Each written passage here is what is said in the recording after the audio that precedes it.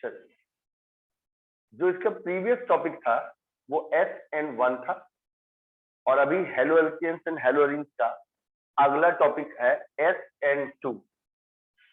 ये तो पढ़ना ही है कि इसमें क्या हो रहा है प्रोसेस, लेकिन बिल्कुल वैसा पढ़ना है कि वो आपके पहले वाले पॉइंट से कंपेयर हो जाए, SN1 से कंपेयर हो जाए। कंपेयर करके पढ़ने से ये बेनिफिट होता है कि दोनों याद रहते हैं, कंपैरिजन करते हैं। SN1 में था सब्स्टिट्यूशन न्यूक्लियोफिलिक यूनिमॉलिक्यूल, और SN2 में है सब्स्टिट्यूशन न्यूक्लियोफिलिक बाइमॉलिक्यूल। ठीक है, चलिए सबसे पहले उसमें आपने जब SN1 पढ़ना स्टार्ट किया था तो एक जनरल इंट्रोडक्शन पढ़ा था, एक जनरल टाइप का इंट्रोडक्शन आपने पढ़ा था SN1 में। वैसे ही आपको SN2 में भी एक जनरल इंट्रोडक्शन लिखना पड़ेगा। इसमें लिखिएगा the reaction between CH3Cl and hydroxide ion, the reaction between, मतलब उसमें स्टूडेंट्स उसके अंदर टर्शरी आपने दिखाया था, इसमें आपने प्राइमरी लिखा है। द रिएक्शन बिटवीन CH3X कर देते हैं। एक्चुअली कोई भी रिएक्शन अपना जनरल इंट्रोडक्शन उसी से देता है जिसमें उसकी प्रायोरिटी होती है, जो उस रिएक्शन को पास करता है। टर्शरी SN1 पास करता है, इसलिए आपने एग्जांपल में टर्शरी दिया था। और ये मिथाइल हैलाइड जो है ये SN2 पास करता है, इसलिए आपने इसके जनरल इंट्रोडक्शन में CH3X का नाम दिया। द रिएक्शन बिटवीन CH3X या CH3Cl जो भी एंड हाइड्रोक्साइड आयन, कहां से आएगा आपको मालूम है, polar protic solvent, and hydroxide ion OX minus from polar protic solvent, from polar protic solvent to yield methanol and chloride ion, to yield मतलब जो प्रोडक्ट में बन के मिला, to yield methanol and Cl minus या फिर X minus ion is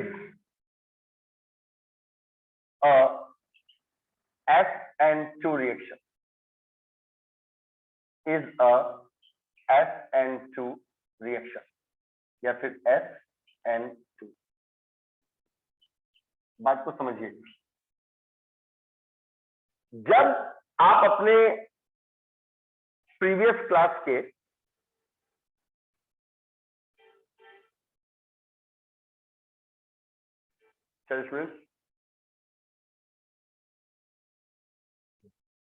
जब आप अपने प्रीवियस क्लास के टॉपिक को देखेंगे जिसमें आपने SN1 के बारे में डिटेल लिखा हुआ है, तो वहां पे आप SN1 का देखेंगे सब्स्टिट्यूशन न्यूक्लियोफिलिक यूनिमॉलिक्यूलर, उसका फुल फॉर्म है। अभी आपने स्टार्ट किया आज SN2, ये भी आपका बहुत ही इंपॉर्टेंट टॉपिक है। और SN2 का सबसे पहले आपने फुल फॉर्म लिखा सब्स्टिट्यूशन न्यूक्लियोफिलिक बाइमॉलिक्यूलर। उसके बाद स्टूडेंट्स आपने SN1 में फर्स्ट जनरल पॉइंट लिखा था, याद कर लीजिए। ऐड हो गया सब लोग?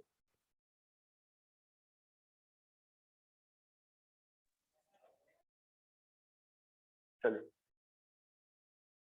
अब देखिए स्टूडेंट्स, आपने SN1 का फर्स्ट पॉइंट लिखा था माही कि वो reaction tertiary halo alkane 3 degree वाला, और उसके ऊपर अटैक करने वाला न्यूक्लियोफाइल होता है OH माइनस, जो कि पोलर प्रोटिक सॉल्वेंट से आता है और बनाता है टर्शरी अल्कोहल।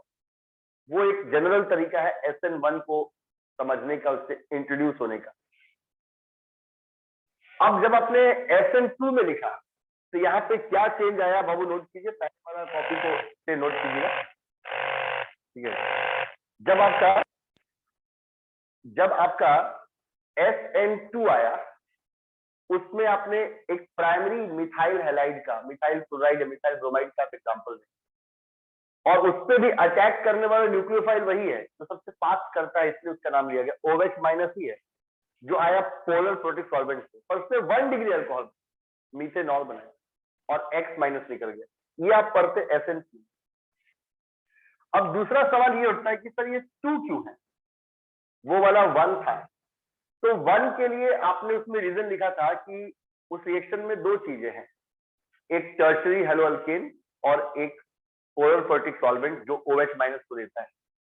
लेकिन रेट ऑफ रिएक्शन उसके अंदर सिर्फ एक पे डिपेंड कर रहा था जिसकी मात्रा ज्यादा थी, टर्शरी हेलोअल्केन पे। वो पोलर प्रोटिक सॉल्वेंट या न्यूक्लियोफाइल OH माइनस पे डिपेंड नहीं करता था, इसलिए वो यूनिमॉलिक्यूलर था। लेकिन SN2 में जितने भी रिएक्शन आएंगे, SN2 में जितने भी रिएक्शन आएंगे उसमें रेट ऑफ रिएक्शन, SN2 में जितने भी रिएक्शन आएंगे उसमें रेट ऑफ रिएक्शन डिपेंड करता है दोनों के ऊपर। मतलब ये जो मिथाइल हैलाइड है और वो जो पोलर प्रोटिक सॉल्वेंट है, दोनों की मात्रा सही है, कोई बहुत कम कोई बहुत ज्यादा नहीं, तो वो रेट ऑफ रिएक्शन दोनों पे डिपेंड करता है ना। जब दोनों पे डिपेंड करता है तो बाई मॉलिक्यूलर दोनों, इसलिए इसको SN2 कहते हैं। द रिएक्शन बिटवीन CH3Cl या X एंड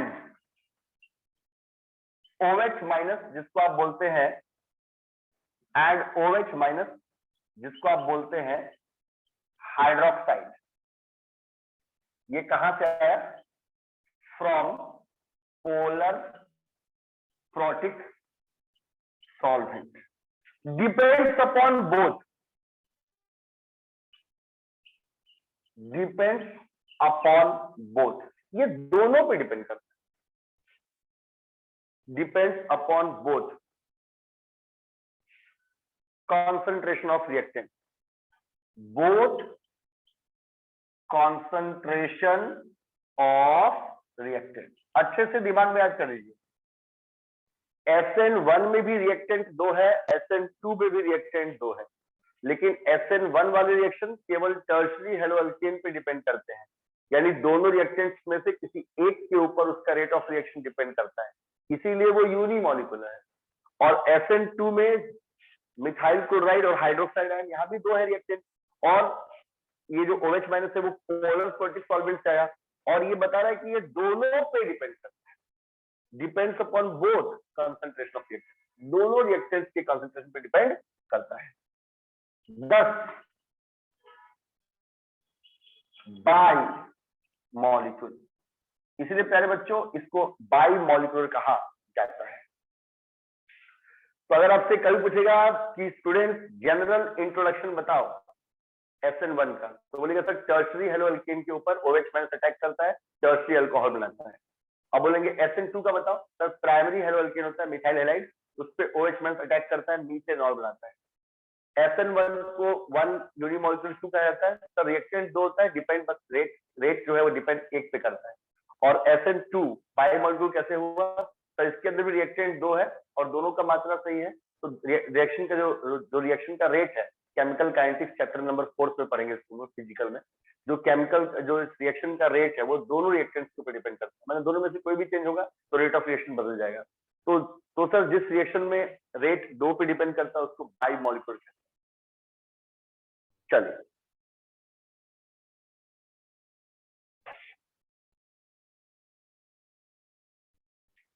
सर ऐसा क्यों होता है?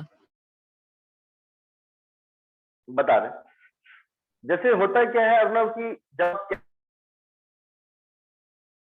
और डीप ऐसा होता है, लेकिन शॉर्ट इस बात में हमारे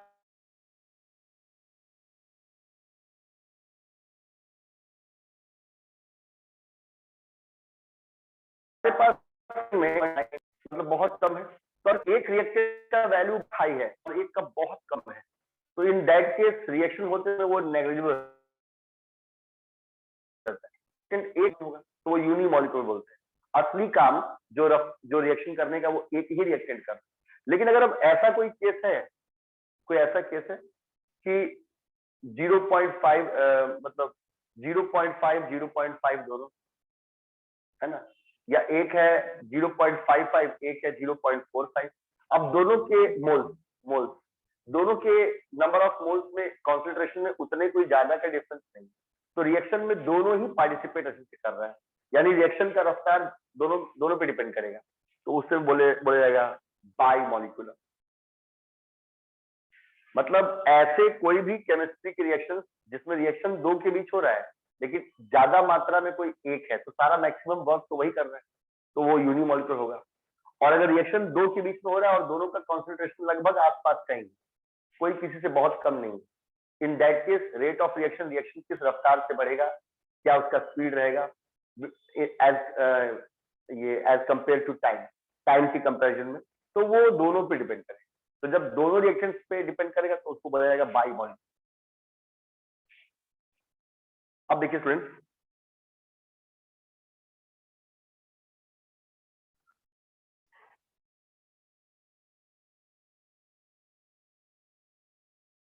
इसमें नोट में लिखना है इन SN2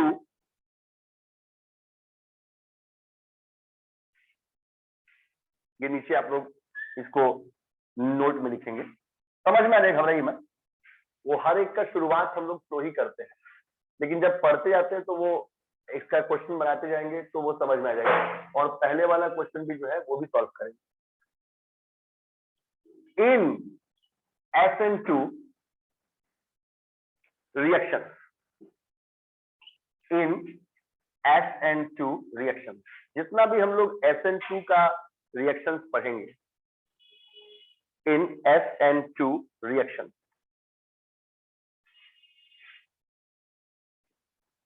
two processes takes place simultaneously in a single step. Two processes takes place simultaneously in a single step. समझाते हैं। SN2 जो रिएक्शन होगा उसमें दो प्रोसेस एक ही साथ एक सिंगल स्टेप में हो जाएगा, and no intermediate is formed, and no intermediate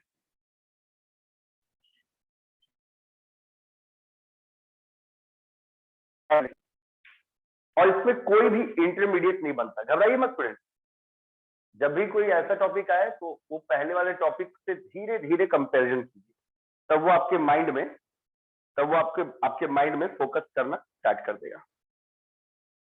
चलिए स्टूडेंट देखिए, ध्यान दीजिएगा प्यारे बच्चों, जितने बच्चों ने भी अपने कॉपी में SN1 लिखा है वो देखिएगा उसमें हम लिखवाए हैं कि वो दो स्टेप का होता है।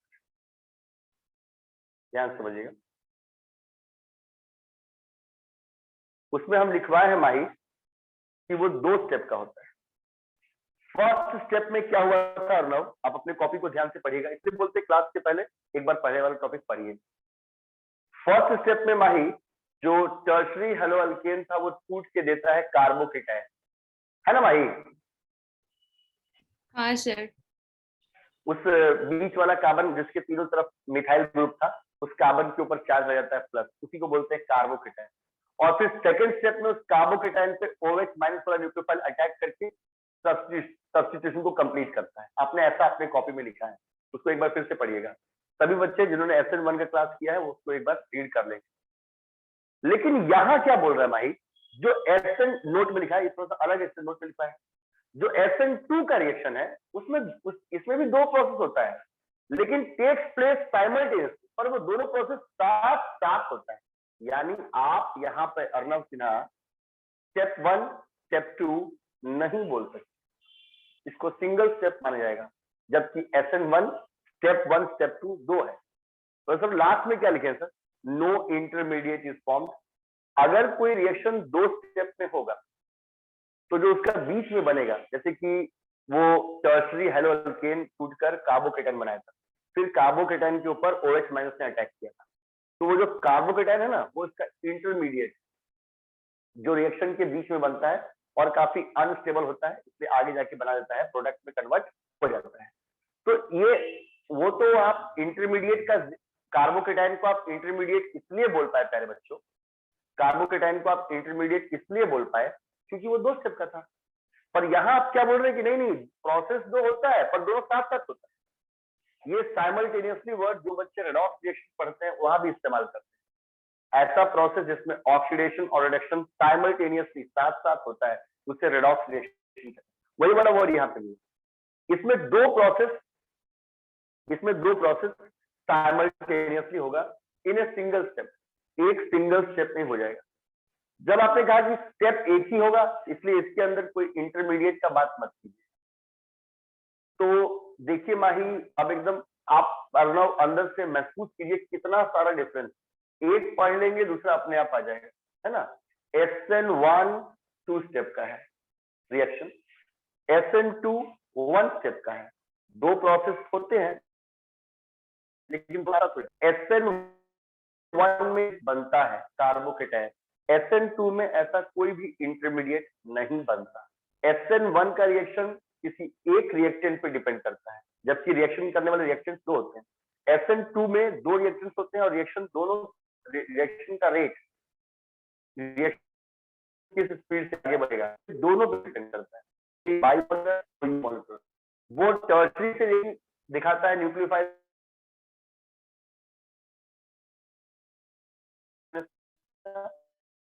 इंट्रोडक्शन में हम उसी, इसका मतलब ये नहीं होता भाई कि इसमें सेकेंडरी और टर्शरी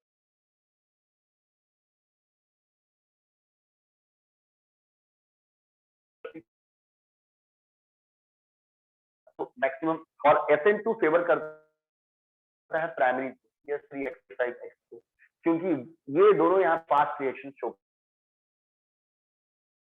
बच्चों। Yes sir. और आपके दिमाग में अर्नब खान, चलिए अर्नब सोनी न गए, कंटिन्यूअस सुनना पड़ता है। नहीं सर, सो नहीं रहे सर, वो थोड़ा सा नेटवर्क इशू हो रहा है। अच्छा देखिए, अभी जो भी स्टूडेंट्स बहुत दिन से पढ़ रहे हैं हमसे, तो माही इतना आपको समझ में आ गया होगा कि इसको थोड़ा सा फिजिक्स में भी ऐसा ही, not only in chemistry, specially जो ये कंसेप्ट का समझने का तरीका है belongs to physics and chemistry both.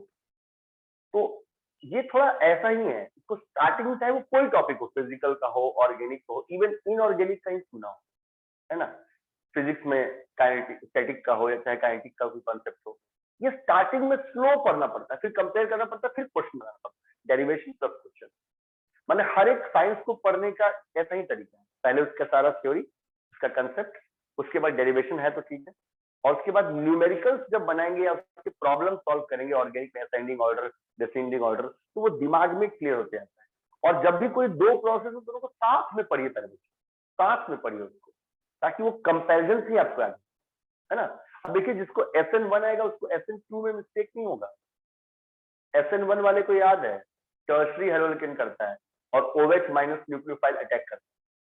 कोई आपसे पूछेगा, अर्चना, मानसी, रागिनी, कोई आपसे पूछेगा कि अब इसमें OH माइनस न्यूक्लियोफाइल ये दिमाग में कैसे याद रहेगा, तो आप बोलेंगे सर नाम ही है इसका सब्स्टिट्यूशन न्यूक्लियोफिलिक, तो एक न्यूक्लियोफाइल यहाँ पे सब्स्टिट्यूशन कर रहा है, तो आप न्यूक्लियोफाइल का नाम बताए बिना प्रोसेस के बारे में कैसे बताएंगे। और OH माइनस स्ट्रॉन्ग न्यूक्लियोफाइल है, 3 लोन पेयर उसके पास, तो इसीलिए बोलते हैं। उसमें टर्शरी के ऊपर OH माइनस न्यूक्लियोफाइल अटैक करता है, टर्शरी अल्कोहल बनाता है, इसमें प्राइमरी के ऊपर OH माइनस न्यूक्लियोफाइल अटैक करता है, प्राइमरी अल्कोहल बनाता है, मीथेनॉल। और वो एक यूनिमॉलिक्यूलर है सर, रेट ऑफ रिएक्शन किसी एक रिएक्टेंट पे डिपेंड करता है, और रेट ऑफ रिएक्शन दोनों रिएक्शन पे डिपेंड करता है, क्योंकि दोनों का कंसंट्रेशन लगभग एक जैसा होता है, ज्यादा कम बहुत ज्यादा का डिफरेंस नहीं। तो सर ये बाई मॉलिक्यूलर है सर। SN1 2 स्टेप का है, SN2 एक ही स्टेप का है। प्रोसेस 2 होता है लेकिन एक ही स्टेप में हो जाता है, साइमल्टेनियसली 2 प्रोसेस एक ही स्टेप में हो जाता है। सर SN1 में इंटरमीडिएट बनता है कार्बोकेटाइन और SN2 में ऐसा कोई इंटरमीडिएट नहीं बनता। चलिए प्यारे बच्चों, मिटा देना। अब नाम समझ में आया? हाँ सर। ऐसे बातों को आप जब पढ़िएगा प्यारे बच्चों, और एक बार घर में भी बोलिएगा, भले आपको इसका मीनिंग समझ में नहीं आए कोई बात नहीं, और आप उसको एक बार बोलिए, फिर हम पढ़ाएंगे, फिर किसी आगे भी चैप्टर्स पढ़ेंगे, उन चैप्टर में बोलेंगे बाबू ये SN1 के अकॉर्डिंग है, तो आपको फिर से बताएंगे, फिर समझ में आएगा। ऐसे करते करते उसमें साइन आने लगता है। चलिए प्यारे बच्चों,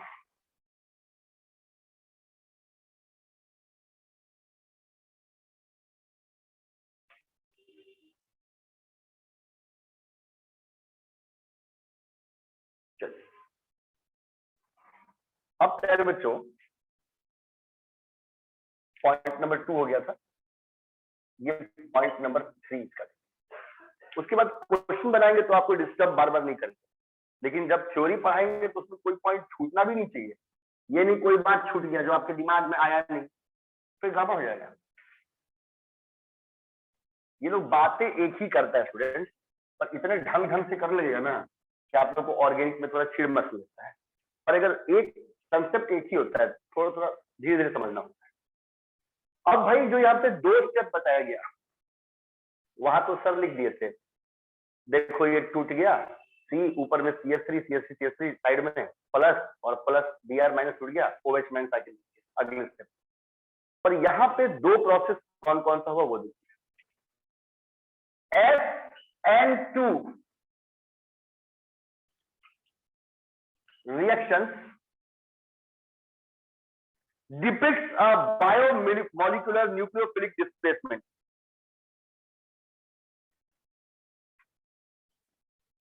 पहले आराम से लिख लीजिए, depicts a biomolecular nucleophilic displacement. SN2 का जो रिएक्शन है ये पॉइंट करता है कि बायोमोलिकुलर न्यूक्लियोफिलिक SN2 का बायोमोलिकुलर न्यूक्लियोफिलिक डिस्प्लेसमेंट कैसे होगा। The incoming nucleophile interact with alkyl group,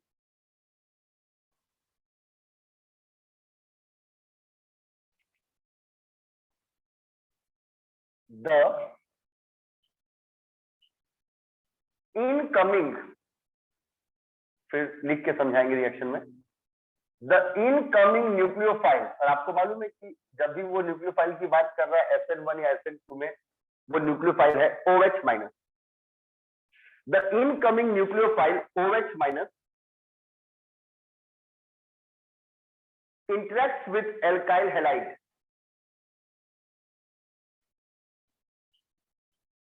interacts with RX 1 degree, यानी कि एल्काइल हैलाइड के साथ इंटरेक्शन करते हैं, जो कि प्राइमरी है। SN2 में प्राइमरी है, SN1 में टर्शरी है। causing the carbon halide bond to break while forming a new OH bond.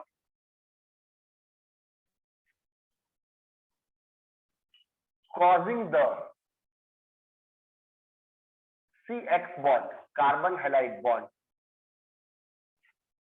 to break, एक तरीके से वो कार्बन और हाइड्रोजन के बीच वाले बॉन्ड को तोड़ेगा, while forming a new COH bond, और दूसरी तरफ एक नया बॉन्ड बनाएगा भी, while forming a new COH bond। और ये जो 2 प्रोसेस है इसी को एक स्टेप में करता है, मतलब CX बॉन्ड को तोड़ना और COH बॉन्ड को बनाना, इसको एक स्टेप में करता है।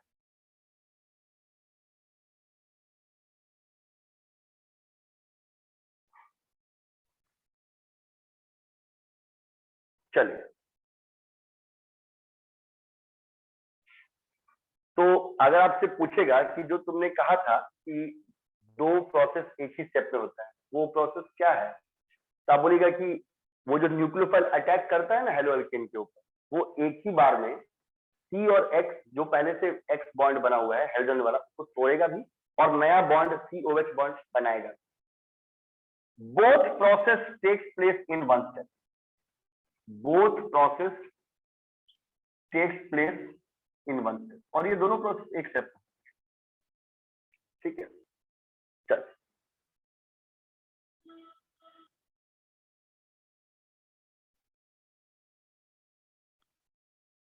देखिए आपके पास C था, H3 था। देखिए सर बच्चों, अगला पॉइंट जो हम लोग पॉइंट नंबर 4 पढ़ेंगे उसमें हम बताएंगे कि क्यों यही अच्छा रिएक्शन करता है SN2। Actually SN1 stability of carbocation पे डिपेंड करता है और SN2 स्टेरिक हिंड्रेंस इफेक्ट पे डिपेंड करता है। इसके आजू बाजू कोई हैवी अल्काइल ग्रुप नहीं है जो रिपल्शन कॉज करे, वैसा अल्काइल ग्रुप नहीं है, छोटे छोटे हाइड्रोजन एटम और साथ में बाय द वे क्लोरीन लगा हुआ है ना। अब उस पे देखिए OH माइनस न्यूक्लियोफाइल इसके ऊपर अटैक करने के लिए आया। ये न्यूक्लियोफाइल है, साइन माइनस है, साइन माइनस का मतलब इसके पास इलेक्ट्रॉन पेयर है। तो ये एक ही बार में ये भी जाकर ये एक साथ ये काम करना स्टार्ट करेगा। मेरी बात को समझिएगा, OH जैसे ही अपने इलेक्ट्रॉन पेयर को लेकर इस कार्बन पे मारेगा, ये कार्बन ऐसे रहेगा C एक C हो गया,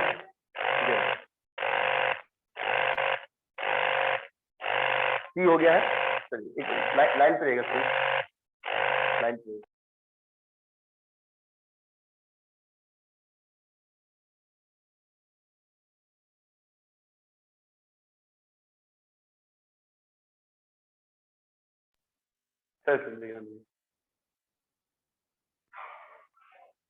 OH माइनस न्यूक्लियोफाइल जैसे ही इसके ऊपर अटैक करेगा, OH माइनस न्यूक्लियोफाइल जैसे ही इसके ऊपर अटैक करेगा, ठीक है,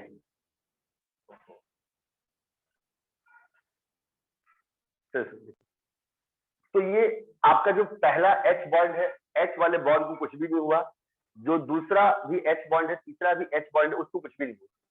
मतलब एक हाइड्रोजन से जुड़ा हुआ था पहले, 2 हाइड्रोजन जुड़ा हुआ था, 3 हाइड्रोजन जुड़ा हुआ था। अच्छा ठीक है, चलो इसके ऊपर क्लोरीन भी जुड़ा हुआ। तो जैसे ही वो दूसरा वाला अटैक करेगा, क्लोरीन का बॉन्ड हल्का धीरे हो जाए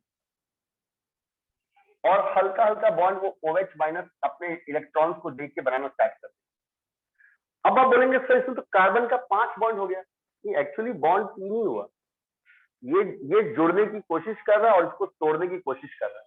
ये दोनों प्रोसेस CX बॉन्ड का बनना, ये दोनों प्रोसेस CX बॉन्ड का ब्रेक होना और COH बॉन्ड का बनना, ये दोनों एक ही स्टेप में होता है। ये दोनों एक ही स्टेप में होता है, जिसे बोलते हैं हम लोग ट्रांजिशन स्टेज। मतलब ये वर्चुअल है, इसमें कोई कार्बन, आपने पढ़ा है कि कार्बन का मैक्सिमम टेट्रावैलेंसी होता है, 4 ही बॉन्ड बन सकता है। और इस प्रोसेस में जिसमें हम पढ़ रहे हैं, इस प्रोसेस में ये जो ट्रांजिशन स्टेज है, ये आपको बता रहा है कि देखो जब OH माइनस अटैक करने आया तो वो हल्का हल्का अपना बॉन्ड डेवलप करने लगा और जो पहले से C और Cl के बीच का बॉन्ड था उसको हल्का हल्का ब्रेक करने लगा। लास्ट में क्या हो जाएगा? लास्ट में होगा कि ये मीथेनॉल बन जाएगा और वो जो Cl है वो माइनस बन के अलग। तो जो स्टेज दोनों प्रोसेस को एक ही स्टेप में करने के लिए रिस्पॉन्सिबल है, उसका नाम है ट्रांजिशन स्टेज। इसलिए आपको 2 बार प्रोसेस करने की जरूरत नहीं पड़ी।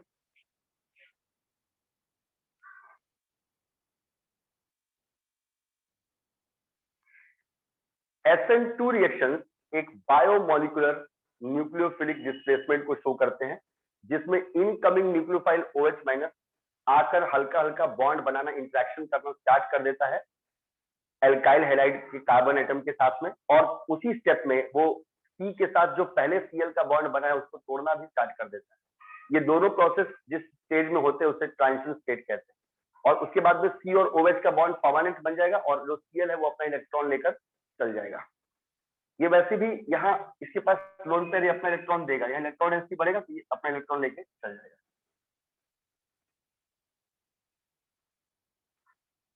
अब देखिए स्टूडेंट्स, इसको पढ़ते हैं कि कैसे ये वर्क करता है।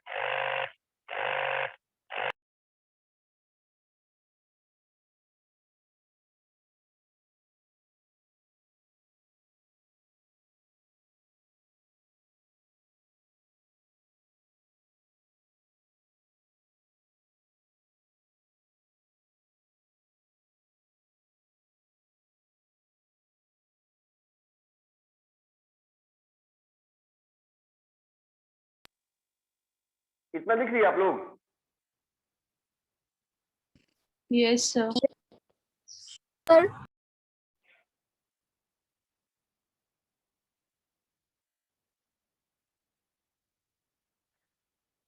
उसमें जब भी आपसे पूछेंगे SN1 बताओ, तो उसमें आप लोग एकदम सिंपल बता देंगे सर देखिए जो SN1 है ना सर, SN1 में एक को पहले कार्बोकेटाइन में तोड़ देना है, उसके Cl माइनस को अलग कर देना और अगले स्टेप में OH माइनस जोड़ देना है, दो अलग अलग स्टेप में करना।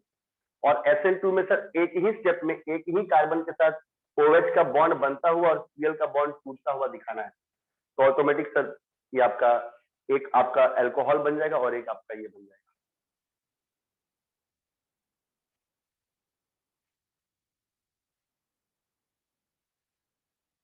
हो गया ये वाला लास्ट? Yes, sir. चलिए, उसके बाद फिर आप इसका क्वेश्चन को सॉल्व कर सकते हैं।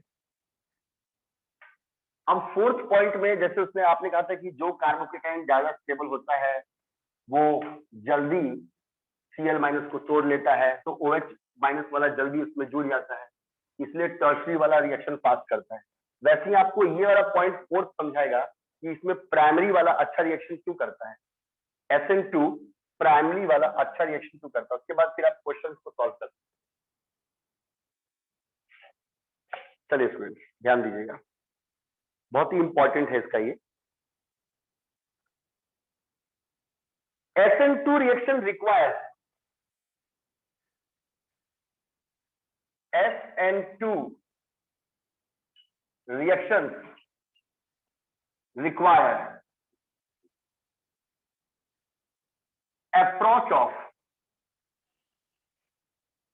SN2 reactions require approach of the nucleophile to the carbon bearing the leaving group। चलिए आराम से लिखिए, requires the approach of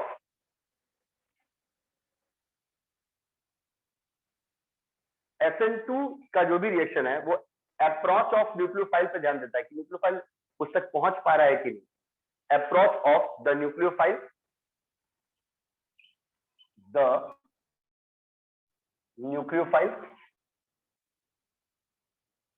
to the carbon bearing the leaving group, to the carbon जिसके अंदर वो लिविंग ग्रुप Cl माइनस लगा हुआ है, carbon bearing the leaving group. The presence of bulky substituent on or near the carbon atom, यही इसका main line. The presence of bulky substituent, अगर बहुत बल्की वाले ग्रुप्स लगे हुए हैं, the presence of bulky substituents, बल्कि मतलब भारी भारी alkyl group, on or near the carbon atom, on or near the carbon atom, develop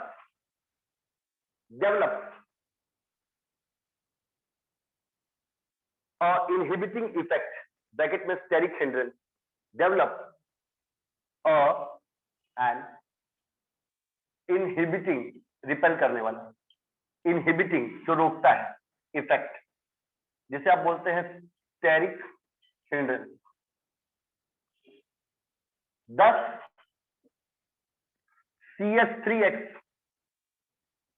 follow SN2 faster, इसलिए और सबके कंपैरिजन में SN2 सबसे फास्ट CH3 वाला करता है। ध्यान दीजिएगा, अगर C के पास 3 H है और 1 X है, अब कोई OH माइनस वाला अपना इलेक्ट्रॉन पेयर अगर लेके आएगा, इस पे अटैक